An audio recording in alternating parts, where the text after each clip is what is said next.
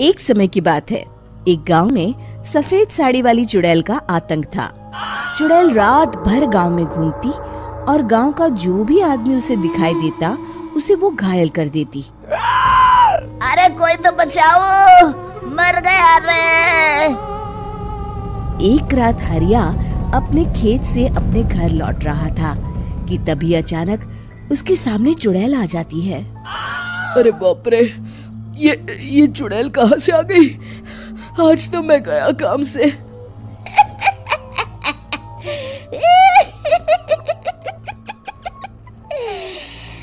आज मुझे मेरा शिकार मिल गया। अरे चुड़ैल दीदी, मुझे छोड़ दो। जैसे ही चुड़ैल हरिया की तरफ बढ़ती है, हरिया वहाँ से भाग जाता है और अपने घर के दरवाजे पे पहुँचता है। अरे भगवान, जल्दी से दरवाजा खोलो, मेरे पीछे चुड़ैल पड़ी है। हरिया की पत्नी जल्दी से दरवाजा खोल देती है। अरे आप इतना हाफ क्यों रहे हैं? अरे मेरे पीछे चुड़ैल पड़ी है, आज तो मैं बाल बाल बच गया। जल्दी से सभी दरवाजे और सभी खिड़कियों को बंद करके बत्ती बुझा दो। तभी चुड़ैल हरिया के घर के पास पहुंच जाती है। अरे वो आदमी कहाँ गायब हो गया? मैं भी देखती हूँ आखिर कब तक बचेगा। मैं अपने शिकार को इतनी आसानी से नहीं छोड़ती। इतना कहकर चुड़ैल वहाँ से चली जाती है। वहीं दूसरी तरफ हरिया और उसकी पत्नी दोनों अपने घर की खिड़की से ये सब देख रहे होते हैं। अरे बाप रे, ये तो बड़ी डरावनी चुड़ैल थी। अगले दिन ये बात आग की तरह पूरे गांव में फैल जाती है और धीरे धीरे लोग चुड़ैल के डर के मारे शाम होते ही अपने घरों से बाहर निकलना बंद कर देते हैं। कुछ दिनों के बाद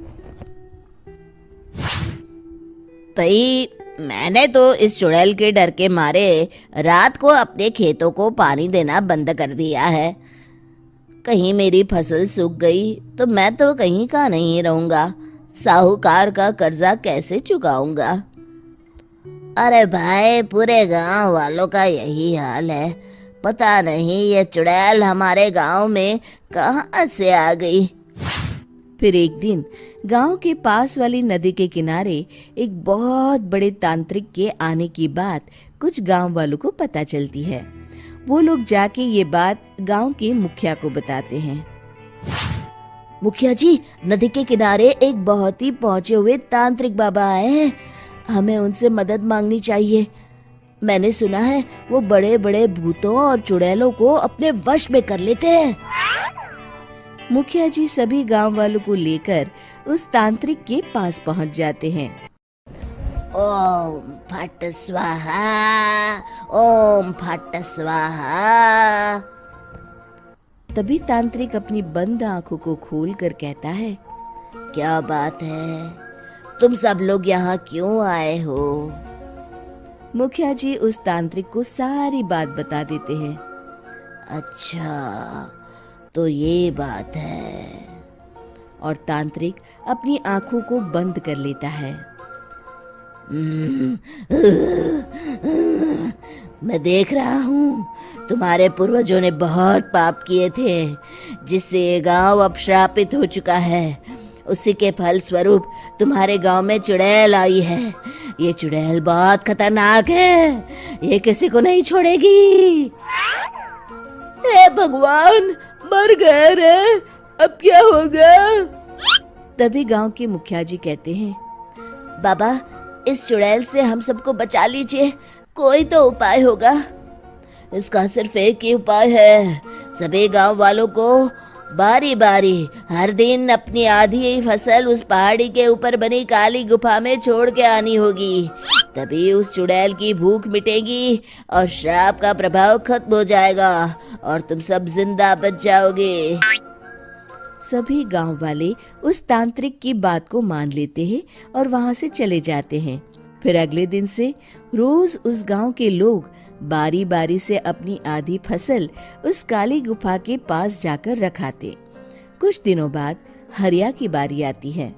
बाप रे, आज तो मेरी बारी है उस काली गुफा में जाने की। क्या करूं, वो तो बड़ी खतरनाक चुड़ैल है। मेरे तो हाथ पैर कांप रहे हैं। फिर हरिया डरते डरते अनाज की बोरियां अपनी बैलगाड़ी में लाद देता है। तभी हरिया की पत्नी उससे कहती है, देखो जी, संभल के जाना और किसी भी हालत में शाम होने से पहले वापस आ जाना। उस चुड़ैल का कोई भरोसा नहीं है जी। हरिया बैलगाड़ी में बैठते हुए कहता है, भगवान, मैं क्या वापस आऊंगा? लगता है अब तो मेरी खबर ही आएगी। इतना कहकर हरिया वहां से चला जाता है। रास्ते में जंगल से गुजरते हुए हरिया की बैलगाड़ी का एक चक्का बड़े गड्ढे में फंस जाता है। हे भगवान, अब ये क्या मुसीबत है?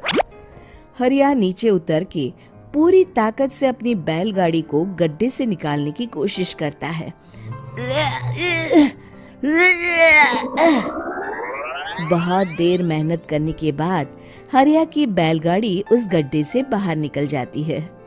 हे भगवान, अब तो शाम होने वाली है। आज तो मैं गया काम से। जैसे तैसे हरिया काली गुफा में पहुंच जाता है। अरे मर गया रे, यहाँ तो चारों तरफ डरावना माहौल है। मैंने यहाँ आने में बहुत देर कर दी, कहीं चुड़ैल नाराज ना हो जाए। हरिया अनाज की बोरिया वहां रख के जैसे ही जाने लगता है, तभी उसे किसी के आने की आवाज सुनाई देती है। हरिया एक कोने में छुपकर अंदर देखने लगता है। चुड़ैल वहां आती है और फिर अपने चेहरे से नकली चुड़ैल का मुखौटा निकाल देती है। हरिया ये देख के हक्का बक्का रह जाता है। तभी चुड़ैल कहती है, भैया यहाँ आना। आज तो बहुत अनाज आया है, इसे मिलाकर अब हमारे पास ढेर सारा अनाज जमा हो गया है। कल ही हम इसे शहर में बेच आएंगे और माला माल हो जाएंगे।